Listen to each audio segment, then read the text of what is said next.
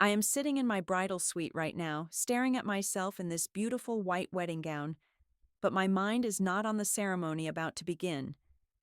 Instead, I am thinking about my sister Sophia, the golden child, who has overshadowed me my entire life. Today is different, though. Today, after 30 years of being treated like the spare daughter, I am finally going to show everyone exactly what our family dynamic really looks like. And Sophia will never forget what happens next. Before I tell you this story, let me know where you are watching from in the comments below. Do not forget to hit that like button and subscribe for more emotional family stories that will make you think twice about your own relationships.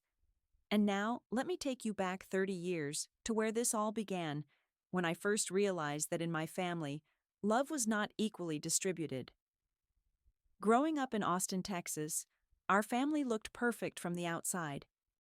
My father Richard worked as an engineer at a local tech company, while my mother Patricia was a dedicated nurse at the children's hospital downtown. We lived in a nice suburban home with a well-maintained lawn and a white picket fence that screamed, "American Dream." But behind that facade, there was a hierarchy that I did not understand as a young child. Sophia, my older sister by 3 years, was everything I was not. She had golden blonde hair that caught sunlight like spun silk, bright blue eyes that sparkled when she laughed, and a natural charisma that drew people to her like moths to a flame. Even as a toddler, she could charm strangers in grocery stores with her sweet smile and precocious vocabulary. I, on the other hand, was the ordinary one. I had mousy brown hair that refused to hold a curl, hazel eyes that seemed perpetually serious, and a tendency to get sick frequently, which my mother often mentioned with visible frustration. The first real sign of the difference in how we were treated came during my 5th birthday. I remember being so excited bouncing around the house in my little pink dress, waiting for the celebration to begin. When evening came, my parents presented me with a small store-bought cake from the local supermarket and a handful of inexpensive toys they had clearly grabbed during a quick shopping trip. I was grateful, of course, because I was only 5 and did not know any better.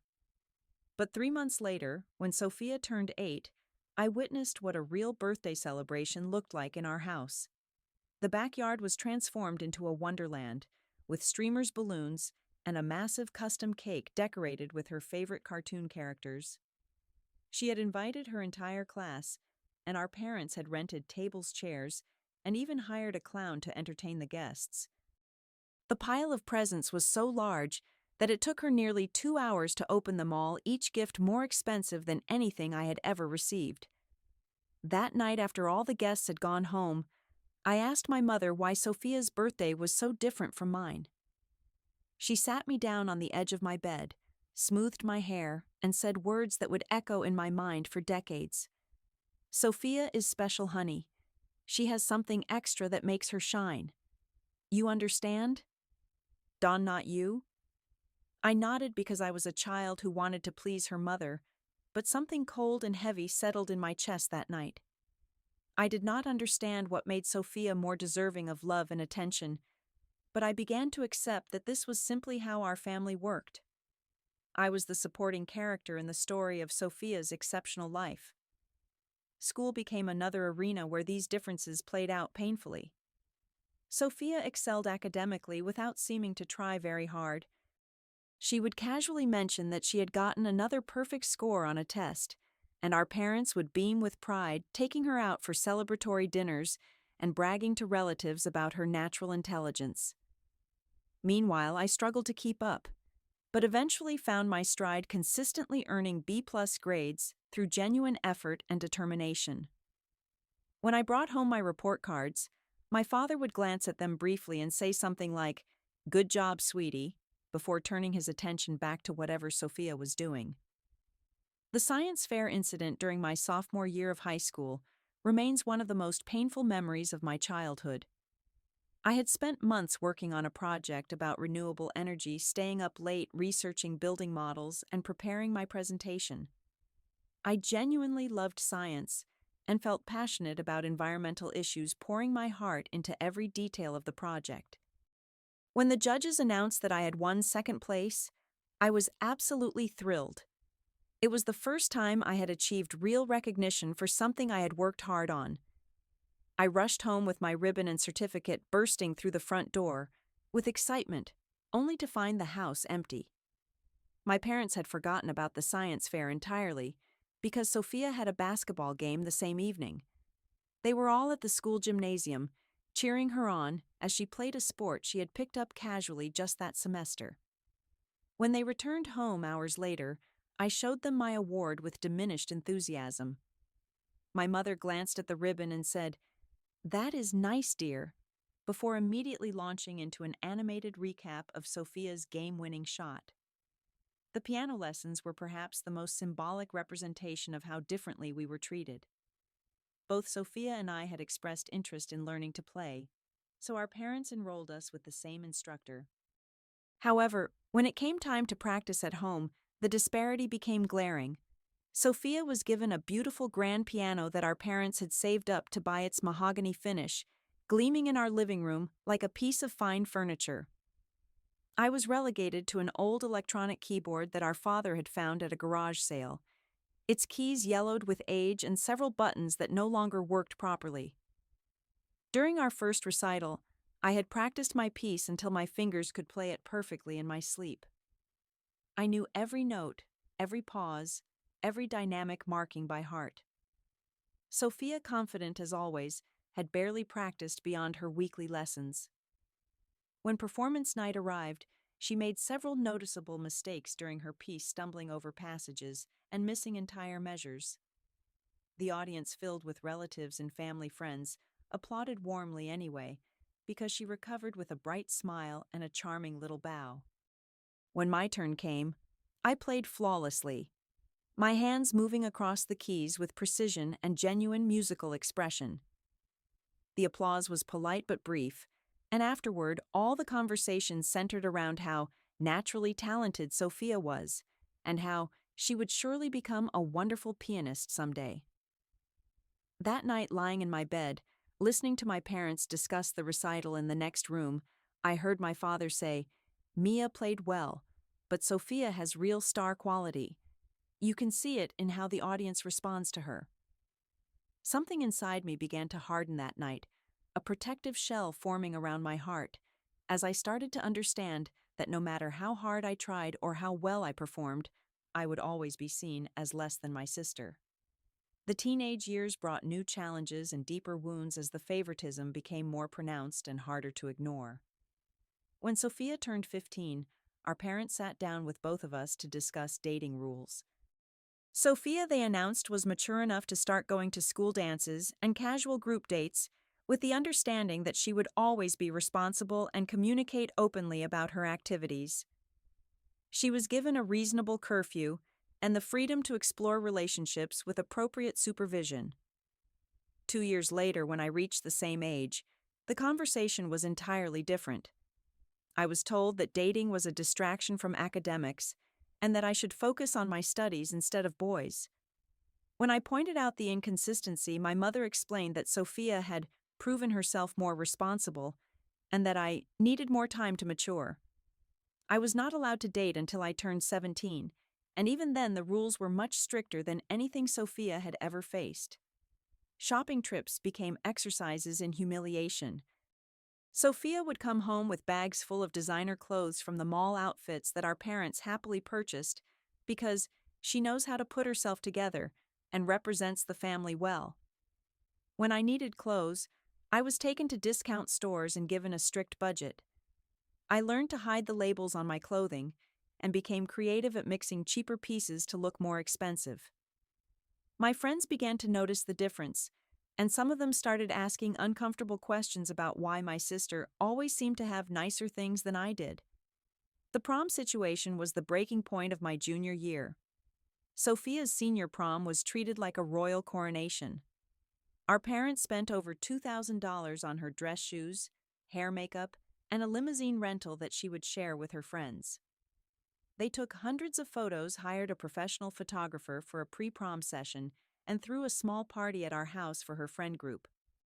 The entire family was involved in making her night magical, and she looked absolutely stunning in her emerald green gown. The following year, when my own prom approached, I excitedly started planning, assuming I would receive similar treatment. Instead, my mother informed me that I would need to find a way to pay for my own dress and expenses because we had already spent so much on Sophia's prom and we need to be more careful with money. I worked extra shifts at the local coffee shop, where I had gotten a part-time job, saving every tip and paycheck until I could afford a simple black dress from a department store. While it was not ugly, it was a far cry from the designer gown my sister had worn. I did my own hair and makeup, and my date's father drove us to the dance in their family sedan. College planning revealed the depth of the disparity in our family's priorities. Sophia decided she wanted to study art at a prestigious private college in California, a school that cost nearly $60,000 per year. Our parents were immediately supportive, talking excitedly about how creative and talented she was, and how this expensive education would help her develop her artistic voice. They began making financial plans, immediately discussing college funds and potential loans without any hesitation. When I expressed my desire to study medicine, specifically pediatrics, the response was markedly different. My mother looked concerned and asked if I was sure I was smart enough for such a demanding field. My father wondered aloud whether I had the personality for dealing with sick children all day. They suggested I consider more practical options like teaching or nursing fields that would be less stressful and more suited to my temperament.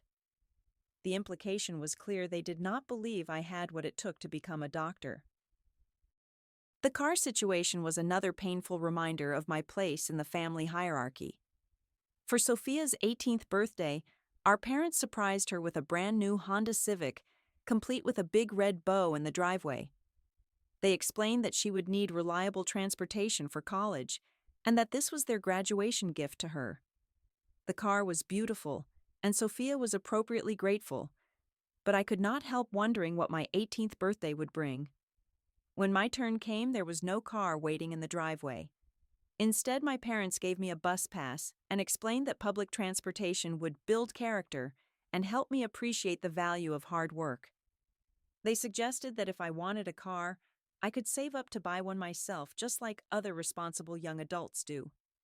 I spent my senior year taking 2 buses to get to school each day, a journey that took over an hour each way, while Sophia drove past me in her comfortable car. The graduation ceremony was perhaps the most hurtful experience of my high school years. Through sheer determination and countless late-night studying, I had managed to become the valedictorian of my graduating class. I had also earned a full scholarship to Stanford University, an achievement that I was incredibly proud of. The scholarship covered tuition, room, and board, meaning that my parents would not have to pay anything for my education. On graduation day, I was scheduled to give the valedictorian speech at 10 in the morning. However, my parents arrived 15 minutes late because they had stopped to help Sophia set up for her art exhibition, which was taking place that afternoon at a local gallery. They missed the beginning of my speech, including the part where I thanked my family for their support. When they finally arrived, they seemed distracted and kept checking their phones, worried about getting back to help Sophia with her event. After the ceremony, there was no celebration dinner for my achievement. Instead, our entire family rushed to Sophia's art exhibition, where my parents spent the afternoon talking to visitors about her incredible artistic vision and bright future as a professional artist. Multiple people congratulated me on my scholarship and valedictorian status, but the conversations always seemed to shift back to Sophia's artwork within minutes. That evening, I made the decision that would shape the rest of my life. I was moving to California to attend Stanford, and I was going to prove to myself and everyone else that I was capable of achieving great things even without my family's support or belief in me. I would build a life based on my own merit, far away from the constant comparisons and dismissive attitudes that had defined my childhood. Stanford University became my sanctuary, and the place where I finally began to understand my own worth. Being 1,500 miles away from home gave me the space to develop confidence without constantly being compared to Sophia. For the first time in my life, I was evaluated purely on my own merits, and the results were remarkable. I thrived in my pre-medical courses, discovered a passion for pediatric medicine, and built friendships with people who valued intelligence, hard work, and genuine kindness over superficial charm. My parents and I maintained minimal contact during my college years. I would call home once a week out of obligation, but the conversations were always brief and focused, mainly on Sophia's latest activities. She had remained in Texas, attending the expensive art school about an hour from home, which allowed her to come back every weekend for home-cooked meals and family gatherings. While I was learning to do my own laundry and budgeting my meal plan carefully, Sophia was living in luxury with our parents supplementing her already substantial allowance. During my junior year, I met Jake Martinez in an organic chemistry study group. He was a computer engineering major from San Diego, with dark hair, warm brown eyes, and a quietly confident demeanor that immediately drew me to him. Unlike the guys I had known in high school, Jake was genuinely interested in my thoughts and ambitions. He would listen for hours as I talked about my dream of becoming a pediatrician, and he never once suggested that I was aiming too high or that the goal was unrealistic. Jake came from a large, close-knit Mexican-American family where every child was celebrated equally. His parents, Maria and Carlos, were both teachers who had worked multiple jobs to put all four of their children through college. When Jake talked about his family, his voice was filled with warmth and genuine affection. He could not understand why I seemed so reluctant to share stories about my own family, and I found myself making excuses rather than explaining the complicated dynamics that had shaped my childhood. After dating for 2 years, Jake and I moved in together during our senior year. Living with someone who treated me as an equal partner was a revelation. Jake celebrated my achievements, supported me during stressful periods, and never made me feel like I needed to compete for his attention or affection. When I was accepted to medical school at UCSF, he was genuinely thrilled and immediately began researching neighborhoods in San Francisco where we could live together while I completed my degree. Medical school was demanding but fulfilling in ways I had never experienced. I loved the challenge of learning about human anatomy and physiology, and I felt a deep sense of purpose when working with pediatric patients during my clinical rotations. The children I treated reminded me of my younger self in many ways, and I was determined to be the kind of doctor who listened carefully and made each patient feel valued and important. During my residency, Jake proposed to me on a quiet Sunday morning in our small apartment overlooking Golden Gate Park. There was nothing elaborate or dramatic about the proposal, which was exactly what I wanted. He simply told me that he loved the life we had built together and wanted to make it official. The ring was beautiful but modest, and when I said yes, he immediately started talking about the kind of wedding we should have and how excited his family would be to welcome me officially. The decision to call my parents and share our engagement news was not easy. Jake encouraged me to reach out, believing that surely my family would be happy about such important news. I dialed the familiar number on a Tuesday evening, my hands shaking slightly as I waited for someone to answer. My mother picked up on the third ring, and I could hear the television playing in the background along with the sound of my father and Sophia talking and laughing about something. "Hi, Mom. I have some exciting news to share." I began trying to inject enthusiasm into my voice. Jake proposed to me last weekend, and we are engaged to be married next spring. There was a long pause on the other end of the line, and I could hear my mother calling for my father to pick up the extension. When he came on the line, his first question was not about my happiness or Jake's character, but rather about the cost of the wedding and whether we were expecting financial help from them. My mother's primary concern seemed to be whether this meant I would be moving even further away from Texas. The conversation lasted less than 10 minutes, and most of it focused on logistics rather than celebration. They asked a few perfunctory questions about Jake, whom they had met only once during a brief visit to California, and seemed more interested in discussing Sophia's latest art project than my engagement. Before hanging up, my mother mentioned that Sophia was going through a difficult period because her latest boyfriend had broken up with her, and that this news might be hard for her to hear right now. I hung up the phone feeling deflated but not surprised.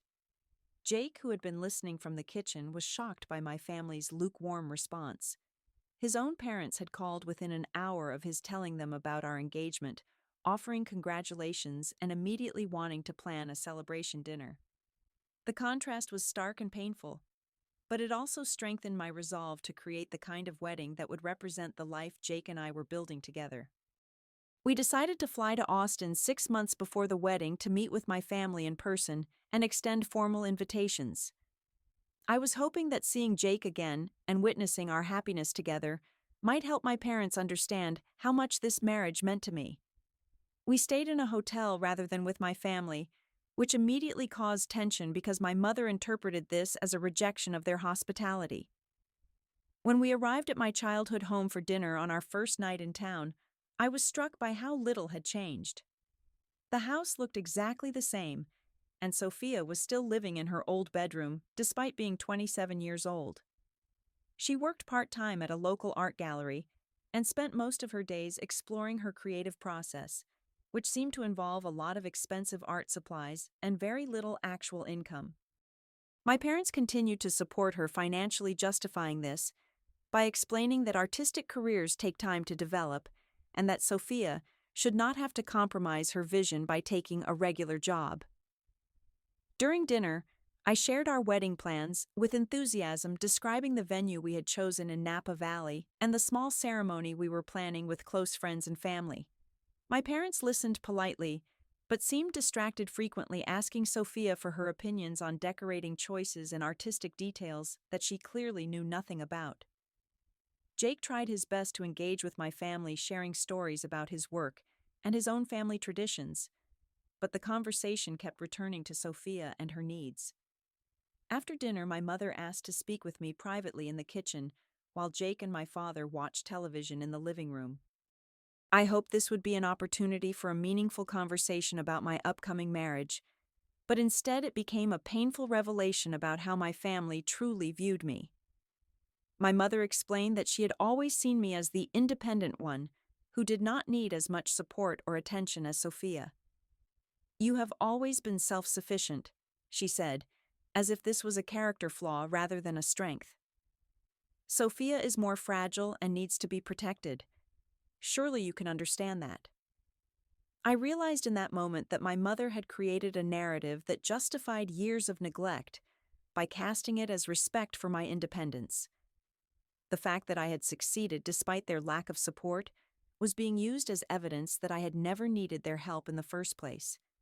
It was a circular logic that absolved them of any responsibility for the pain they had caused, while simultaneously ensuring that Sophia would continue to receive preferential treatment. The conversation took an even more hurtful turn when my mother suggested that Jake and I should consider having a simple ceremony to avoid making Sophia feel bad about her own single status. She explained that a large wedding might be insensitive, given that Sophia was struggling with relationships and did not have any prospects for marriage on the horizon. The implication was clear. My happiness should be diminished to protect my sister's feelings, just as it had been throughout our entire childhood. When we returned to our hotel that night, Jake was quiet and thoughtful. He finally asked me directly whether I was sure I wanted these people at our wedding at all. The question caught me off guard, because I had never seriously considered the possibility of getting married without my family present. Despite everything they had put me through, they were still my parents and my sister. But Jake's question forced me to confront the reality of what their presence would mean for our special day. The final straw came the next morning when I called my parents to discuss their potential contribution to the wedding costs. Jake's parents had already offered to help with several expenses, and I thought it would be appropriate to ask if my parents wanted to participate in a similar way. The conversation was brief and brutal. My father explained that they would not be able to help financially because they were saving money for Sophia's future wedding, whenever that might happen. My mother added that they hoped I would understand that Sophia's needs have to come first right now. I was stunned by their honesty about the prioritization. They were not even pretending to treat us equally anymore. Sophia, who was not even dating anyone seriously, was being prioritized over my actual wedding that was happening in just 6 months. When I pointed out the absurdity of saving for a hypothetical future wedding while refusing to contribute to a real one, my mother became defensive and accused me of being selfish and demanding. That afternoon, while Jake went for a run to clear his head, I sat alone in our hotel room and made a decision that would change everything. If my family wanted to treat me like I was unimportant, then I would show them exactly what they had been missing all these years. I was going to plan the most beautiful, memorable wedding possible, and I was going to make sure that everyone who attended understood exactly what kind of person I had become, despite my family's lack of support. The 6 months between that conversation and our wedding day were filled with careful planning and quiet determination. Jake suggested multiple times that we should simply elope and avoid the drama entirely, but I explained that this wedding was about more than just our marriage. It was about making a statement about who I had become and what I deserved. Jake did not fully understand my motivations, but he supported me, completely trusting that I knew what I needed to do. We chose a stunning venue in Napa Valley, a historic winery with rolling hills covered in grapevines and a stone terrace that overlooked the valley. The setting was breathtaking, and I knew that our guests would be impressed by the beauty and elegance of the location. We hired the best photographer and videographer we could afford because I wanted every moment of this day to be documented perfectly. The guest list grew to nearly 200 people, including Jake's extended family, my medical school classmates, colleagues from the hospital where I was completing my residency, and family friends who had watched me grow up. I made sure to invite every relative and family friend who had ever known our family because I wanted them all to see exactly how successful and happy I had become. My family received their invitations along with everyone else, with no special treatment or additional information about the scope of the celebration. My mother called a few weeks after receiving the invitation to ask about accommodations and travel arrangements, and I could hear the surprise in her voice when I mentioned that we had reserved a block of rooms at a luxury resort near the venue. She seemed to be realizing for the first time that this would not be the simple ceremony she had envisioned. The week before the wedding, Jake's entire family arrived in California early to help with final preparations and to explore the area. His parents, siblings, aunts, uncles, and cousins filled our hotel lobby with laughter and excitement, and I was amazed by how genuinely happy they all were about our marriage. They treated me like a beloved daughter and sister, asking about my work, my goals, and my happiness, with a level of interest that my own family had never shown. My family arrived the day before the ceremony, and I could see the shock on their faces when they pulled up to the resort. Sophia looked uncomfortable from the moment she got out of the car, clearly not used to being in a situation where she was not the center of attention. My parents seemed nervous and out of place, constantly asking questions about costs and logistics that made it clear they had not understood the magnitude of what we were planning. The rehearsal dinner was held on the terrace of the winery with long tables decorated with white flowers and candles that created a magical atmosphere as the sun set over the valley. Jake's family had prepared speeches that were funny and heartfelt, sharing stories about our relationship and expressing their excitement about welcoming me into their family. When it came time for my family to speak, my father stood up awkwardly and gave a brief generic toast that could have applied to any couple getting married anywhere. That night, as I was getting ready for bed, Sophia knocked on my hotel room door and asked if she could come in to talk. She seemed genuinely shaken by everything she had witnessed over the past 2 days, and for the first time in our lives, she appeared to understand that something was seriously wrong with how our family had always functioned. She apologized for never standing up for me when we were children, and admitted that she had always known that our parents treated me differently, but had been too comfortable with her privileged position to question it. Her apology was sincere, but it came 25 years too late to change anything meaningful. I thanked her for her honesty and told her that I hoped she would find her own path to happiness and independence. But I also made it clear that moving forward, our relationship would need to be built on entirely new terms with mutual respect and genuine sisterly support rather than the competitive dynamic that had defined our childhood. The morning of the wedding was perfect with clear skies and gentle sunshine that made the vineyard look like something from a fairy tale. As I got ready in the bridal suite surrounded by my bridesmaids, who were all strong, accomplished women I had met in medical school, I felt a sense of peace and confidence that I had never experienced before. This day was about celebrating the life Jake and I had built together, and no amount of family drama could diminish that joy. The ceremony itself was everything I had dreamed of, and more. Jake looked incredibly handsome in his dark suit, and his eyes filled with tears when he saw me walking down the aisle in my grandmother's vintage lace dress, which I had altered to fit perfectly. The officiant, a close friend from medical school, spoke about the importance of choosing your family and surrounding yourself with people who support your dreams and celebrate your achievements. As we exchanged vows that we had written ourselves, I looked out at the sea of faces and saw nothing but love and support from nearly 200 people who had come to celebrate with us. Jake's family was beaming with pride. My medical school friends were crying happy tears, and even some of my extended relatives seemed to be truly moved by the beauty and significance of the ceremony. During the cocktail hour, guests mingled on the terrace while a string quartet played classical music and servers passed elegant hors d'oeuvres and champagne. I watched my family standing somewhat awkwardly to one side, clearly overwhelmed by the sophistication and scale of the celebration. Several relatives approached me to offer congratulations and to express how impressed they were with everything Jake and I had accomplished. The reception was held in a beautiful outdoor pavilion, decorated with thousands of white flowers and twinkling lights that created a romantic atmosphere as evening fell. Dinner was a carefully planned four-course meal, featuring local ingredients and wine pairings that complemented each dish perfectly. Jake's father gave a toast that brought everyone to tears, talking about how proud he was to gain a daughter who was so accomplished and kind-hearted. Then it was time for my carefully planned speech, the moment I had been building toward for months. I stood up at the head table holding a microphone and looking out at all the people who had come to celebrate with us. I began by thanking everyone for traveling to be with us on such an important day, and I spoke about how grateful I was to be marrying into Jake's wonderful family, who had shown me what unconditional love and support really looked like. I talked about my journey through medical school and residency, and how meaningful it was to have friends and colleagues who believed in my dreams and encouraged me to pursue my goals.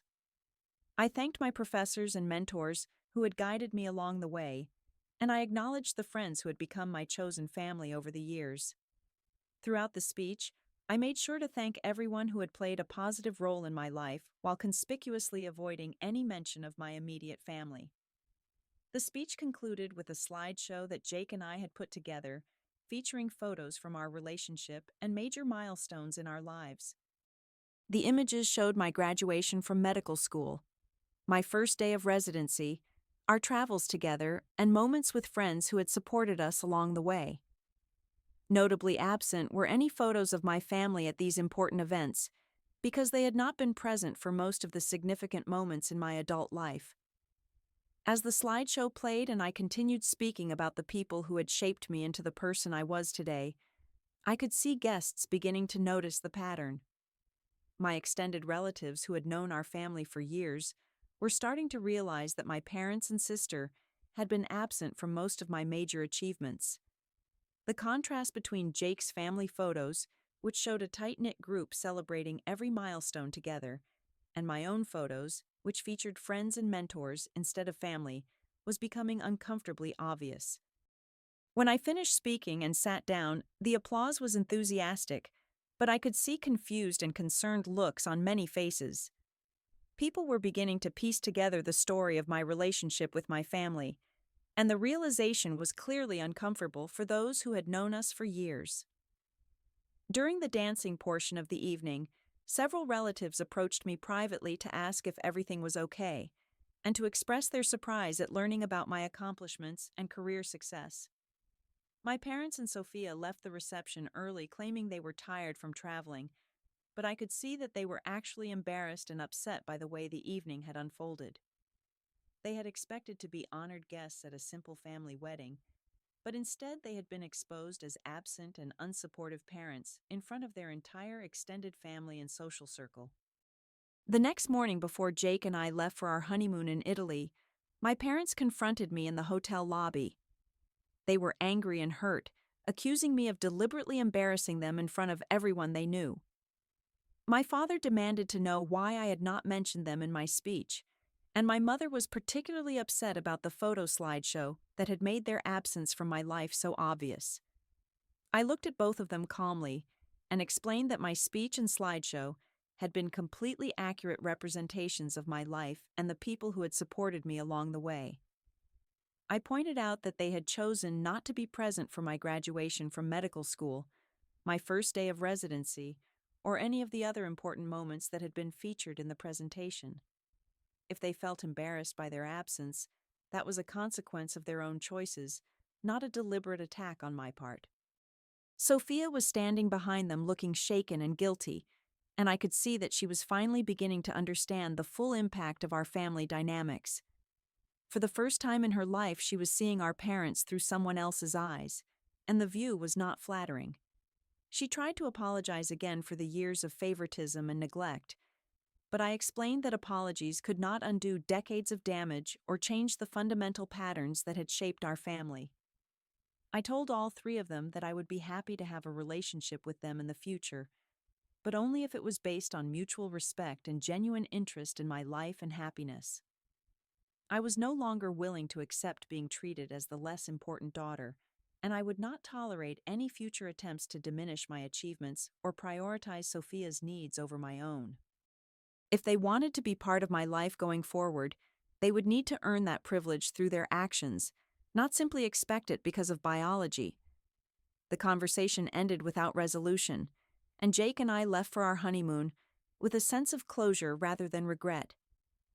We spent 2 weeks in Italy exploring ancient cities, eating incredible food, and talking about our future together.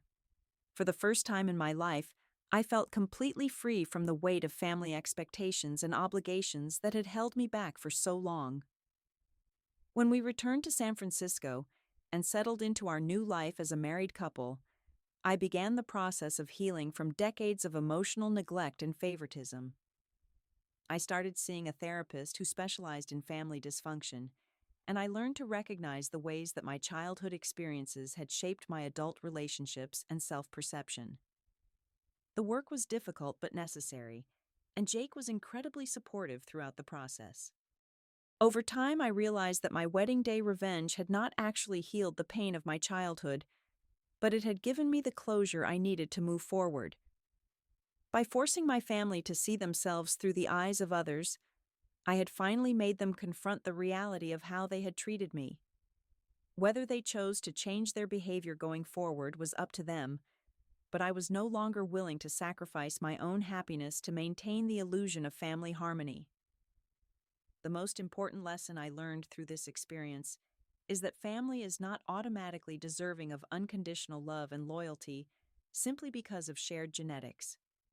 Real family is made up of people who celebrate your successes, support you through challenges, and treat you with consistent respect and kindness. Sometimes that family is the one you are born into, but sometimes it is the one you choose and create for yourself. Today, Jake and I have built a beautiful life together in San Francisco, where I work as a pediatrician at a children's hospital, and he has started his own software consulting company. We have surrounded ourselves with friends who share our values and support our dreams, and we have maintained close relationships with Jake's family, who continue to treat me like a beloved daughter. My relationship with my parents and sister has improved somewhat over the years, but it will never be the close supportive family bond that I once hoped for, and I have made peace with that reality. The most important thing I want anyone listening to this story to understand is that you deserve to be treated with love, respect, and genuine appreciation by the people in your life. If your family consistently makes you feel less valued than others, or if they dismiss your achievements and prioritize someone else's needs over yours, you have every right to set boundaries and demand better treatment. Sometimes the healthiest thing you can do is create some distance and build your own chosen family with people who truly see and value who you are. What do you think about this situation? Have you ever experienced favoritism in your own family? Or have you had to set boundaries with relatives who did not treat you well?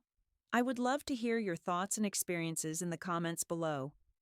If this story resonated with you, please give it a like and share it with someone who might need to hear it. Do not forget to subscribe for more stories about family dynamics, personal growth, and finding the strength to create the life you deserve. Thank you so much for listening, and I hope that whatever challenges you are facing with your own family, you remember that you are worthy of love, respect, and genuine support. Here is to building the families we deserve, whether they are the ones we are born into or the ones we create for ourselves.